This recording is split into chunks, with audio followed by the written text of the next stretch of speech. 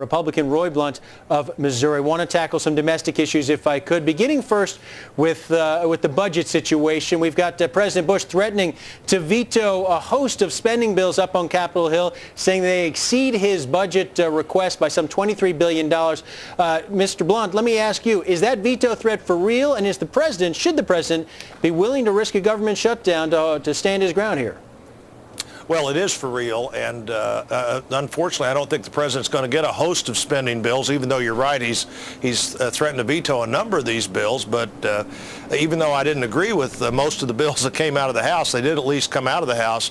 The Senate's not passed any bills, and it looks like the president's going to get one, two, or maybe three really huge bills that might have some good things in them, and likely to have some things that the president and at least a third of the members of the House won't support. And I think we're prepared to override that veto.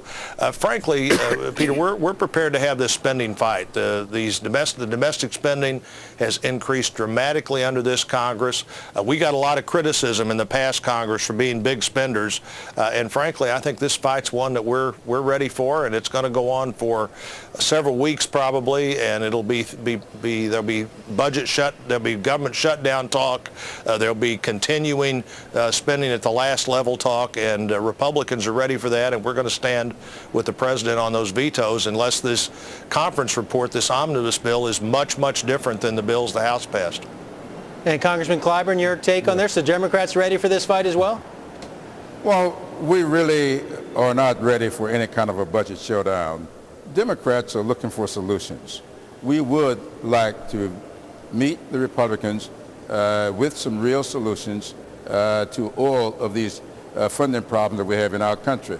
I don't believe that anybody would disagree with the fact, and I'm glad to hear Roy Blunt give us credit for having passed all 12 of these budget bills. The problem is that people don't understand the Senate's rules, and the Senate rules really set us up for a so-called showdown. But I would hope that when people look at the fact that about 1/10 of 1% difference exists between the president and what we've done in the House, we think that the problem is our priorities are a little bit different from what the president's priorities were. We think, or are. We think that the American people made a decision last November on the direction they would like to see the country move in.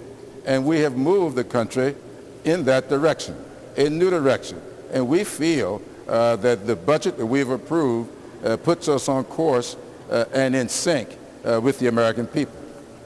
Let me ask you about another issue, if I could. Taxes. This week, Chairman Rangel, the House Ways and Means Committee, holds a hearing on equity in the tax code. A first step, we're told, in coming up with legislation to address the alternative minimum tax set to ensnare another 23 million Americans next year. Will that bill be a top priority for the Democratic leadership, Congressman Blunt? Congressman Clyburn?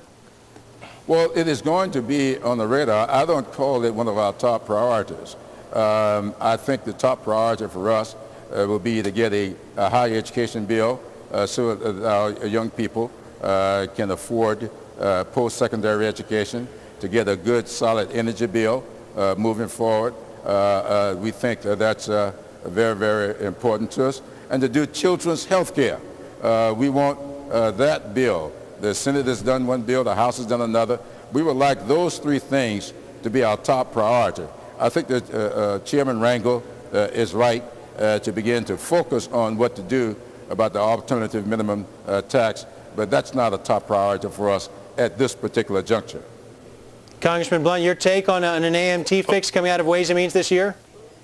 Well, Peter, I'd say in sort of the opposite extremes of how the new Congress looks at the world, if you go to the children's health bill that they passed, where children of high income could have access to health, you'd have at least 100,000 families in the country so poor under that definition that their children should get federal health care, and so wealthy under the alternative minimum tax that the Democrats put in place a few years ago, that 100,000 families would be paying alternative minimum tax and have their children qualify for this health care plan that originally was supposed to be for poor children.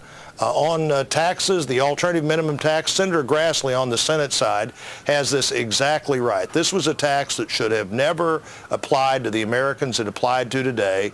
It should have been, if in existence at all, indexed into the future. We shouldn't have to raise a tax on all other Americans in order to eliminate this tax on the people that should have never had to pay it. I'm for eliminating that tax. I'm not for raising the capital gains tax or eliminating the lowest bracket or anything else I've heard that would be a way to pay for the elimination of that tax. It doesn't sound like, though, that our friends are really very committed to make this a priority, but it ought to be a priority. It ought to be a priority just to eliminate that tax before it impacts more families. And really quickly, just a couple seconds left here, Congressman Clyburn, let me get you on the energy bill. You going to pass an energy bill that requires 35 miles per gallon for cars and light trucks? Well, I don't know if we'll do that or not. I think that is going to be coming up very soon. That's the second part to our energy bill. Will we pass it? I think we will, but we have not sat down yet to do any whipping on that. I would love to see it happen. All right. Well, we have to leave the discussion there. Congressman Clyburn, also Congressman Blunt, the two whips in the House of Representatives. We'll come up with a better name than the whipping post for this segment the next time. We're pleased to be with you. We're pleased to be with you, Peter. So much Thanks for for what you us. do. Well, thanks for coming here on Money in Politics. Look forward to having you.